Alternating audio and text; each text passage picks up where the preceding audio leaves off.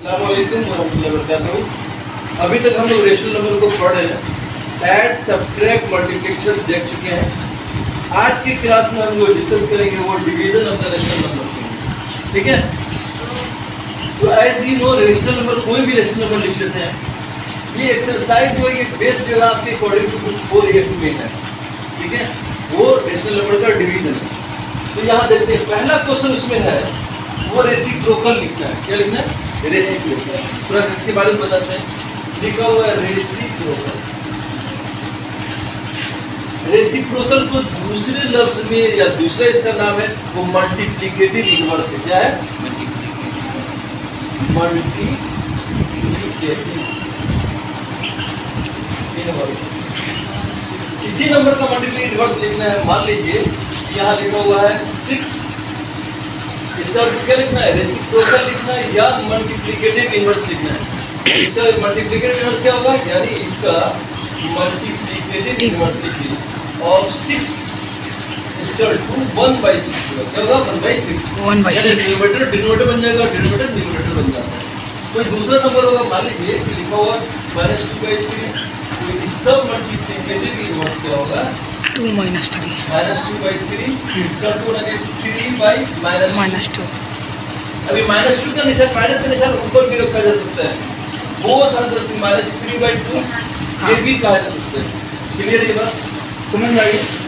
लेकिन actually focused आपको होना है यहाँ पर। ये डिवीजन देखते रहते तो दूसरे में क्वेश्चन में लिखा होगा या सम टाइम इसको सिंप्लीफाई भी कहा जा सकता है। सिंप्लीफाई करो, अगर नंबर लिखा कोई हम मान लेते हैं -8 है, डिवाइडेड बाय 1/4 लिखा। ठीक है, कोई नंबर लिखा होगा एक ये रेशनल नंबर। क्या आपसे पूछा जाए कि रेशनल नंबर है, तो अभी रेशनल नंबर के फॉर्म में नहीं लिखा हुआ है this is the integer, but we can convert it into the rational number.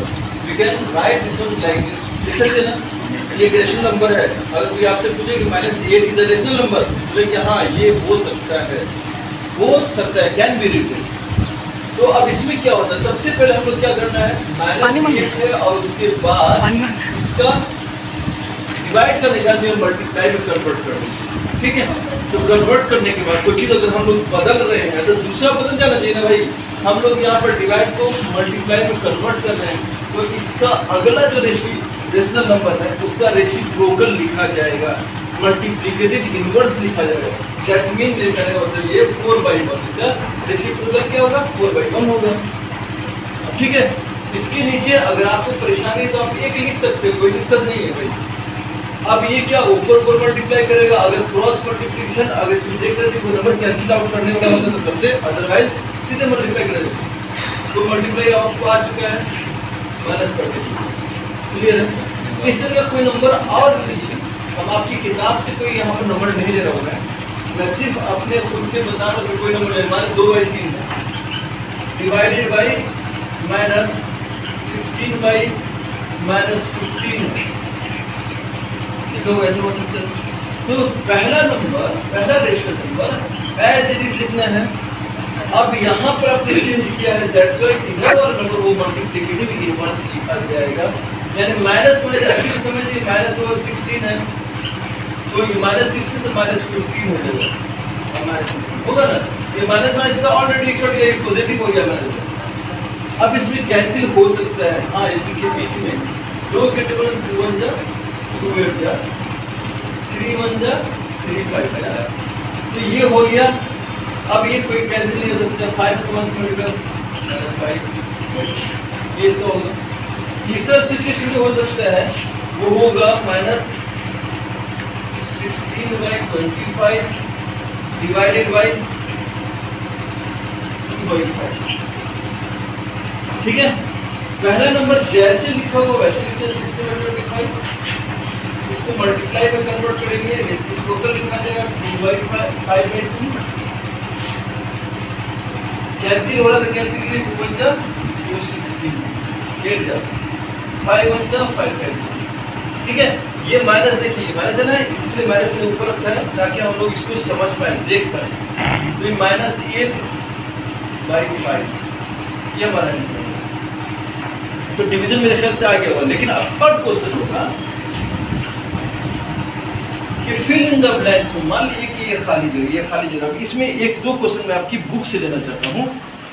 मान लीजिए कि ये क्वेश्चन नंबर 3 के पहला नंबर क्वेश्चन है, इसमें खाली जगह है, ये 3 का पहला नंबर, और इसके बाद लिखा हुआ है डिवाइड किया हुआ है यहाँ पर, डिवाइडेड बाई -7/5 इसका 10/9।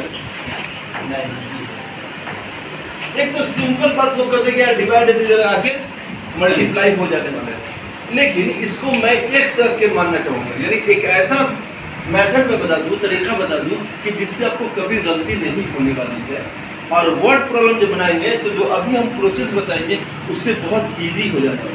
तो हम लोग क्यों नहीं यहीं पर सीख लें, ठीक है। तो हम लोग मान लेते हैं खाली जगह में क्या है, कुछ भी नहीं, एक्स है, क्या है, एक्स है, और इसको डिवाइडेड बाई, जब डिवाइड किया तो इसको मल्टीप्लाई लिखना चाहिए भाई, समझना चाहिए ना भाई, जैसे कि हम लोग पहले देख चुके हैं यहाँ से। तो ये क्या हो जाएगा, 5/-7 होना चाहिए ना, इक्वल का निशान इक्वल के। इसमें क्या करोगे, सबसे पहले 5 को x का नीचे x है, तो ये 5x होने वाला है, -7 होने वाला है, इसका 10/9। क्लियर है। अब मुझे x का वैल्यू निकालना है, किसका वैल्यू निकालना है, x, तो यहाँ मालूम हो जाएगा हम लोग को। तो x अपनी जगह पर रखें, तो यहाँ के क्रॉस मल्टीप्लिकेशन सीधा बैठो ना यहाँ से, और ये मल्टीप्लाई करो। जो नंबर का पेयर बना रहा है, कांस्टेंट प्योर नंबर का पेयर बना रहा है, वो हमेशा न्यूमरेटर में जाएगा। -7 मल्टीप्लाई फिर एक साथ ऊपर लिखेंगे, अब 95 के साथ पेयर बना रहा है, जिसके साथ वेरिएबल है वो नीचे आ जाएगा, 5/-9। अब कैंसिल करना है, कैंसिल कीजिए, 5 टू जाते हो गया। अब और बाकी कोई कैंसिल, -14/90। तो आप लोग प्रैक्टिस इस पर कीजिए x, ताकि आगे आसानी हो जाए। इसमें दूसरा और क्वेश्चन देखते हैं, दूसरा क्वेश्चन लेना चाहूंगा मैं 3rd नंबर पे, यहाँ पर लेते हैं तीसरा का थर्ड है, इसमें लिखो 9/8 डिवाइडेड बाई, यहाँ पर फिल इन द ब्लैंक्स है, -3/100। लिखिए यहाँ क्या बनना है, x मानना है, क्या बनना है, x। तो ये 9/8 लिखता हूँ मैं, डिवाइडेड बाई यहाँ x मान लिया, इसका 2 -3/2 हो गया। अब यहाँ पे सब ये चेंज होगा, 9/8 ऐसे लिखा जाएगा, डिवाइड को मल्टीप्लाई में चेंज करो, नीचे एक है ना, नीचे 1/x होने वाला है, इसका 2 -3/2। अब इसको मल्टीप्लाई 9 × 9, 8x इसका 2 -3/2। ये प्रोसेस बिल्कुल याद रखो, क्लियर है। अब यहाँ पर क्रॉस मल्टीप्लिकेशन करो x का वैल्यू निकालने के लिए, क्रॉस किया तो इसके साथ वेरिएबल है, ये हमेशा नीचे, ये दोनों नंबर नीचे जाएंगे, इसमें नीचे जाएंगे, और जो प्योर पेयर बना रहा है वो ऊपर जाने वाला है, यानी 9 × 8 × 2 करेंगे। यहाँ पर सबसे इम्पोर्टेंट बात यही है, इसके साथ पेयर बना रहा है तो ये 8 × -3 नीचे होगा, समझ में आएगा। इसे 3 से करें, 3 × 1 = 3, 3 × 3 = 9, 2 × 1 = 2, 4 जाएगा, क्लियर है। अब 3 को 1 से कर लेते हैं, 3 × 1 = 3, अब -4, ये हो गया तरीका। तो यहाँ निकालना हो, यहाँ निकालना हो, आपके मेरे ख्याल से ये बात आपको समझ में आ गई होगी, ठीक है। उसके बाद नेक्स्ट हम लोग देखेंगे थोड़ा सा जो प्रॉब्लम बेस्ड क्वेश्चन है, उसके बारे में देखते हैं। बेटा तो वैसे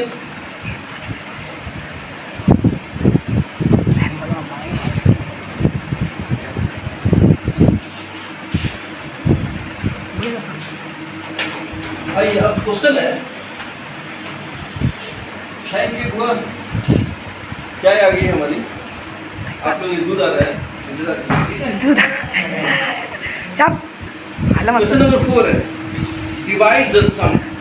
सवाल सुनिए, क्या है, डिवाइड, फाइनली हम लोग को क्या करना है, डिवाइड करना है। देखिए कैसे अब आपका वर्ड प्रॉब्लम शुरू हो रहा है, तो कैसे इसको क्रिएट करेंगे इस फॉर्म में, यही इंपॉर्टेंट बात होगी।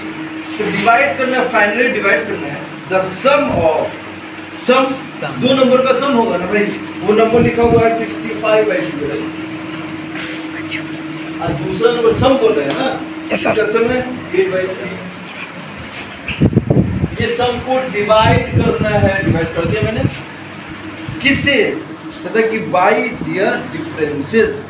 किसी भी दो नंबर का डिफरेंस कैसे निकालते हैं, सब्ट्रैक्ट करके 60/12 माइनस 8/3। अब ये देखिए इस प्रोसेस में जो हम लोग बनाते आए उसी प्रोसेस में अब यहाँ रेशनल नंबर का क्या करना है, एडिशन है, यहाँ रेशनल नंबर का सब्ट्रैक्शन है और फाइनली आके डिवाइड करना है। सही है ना, समझे बात आ रही है।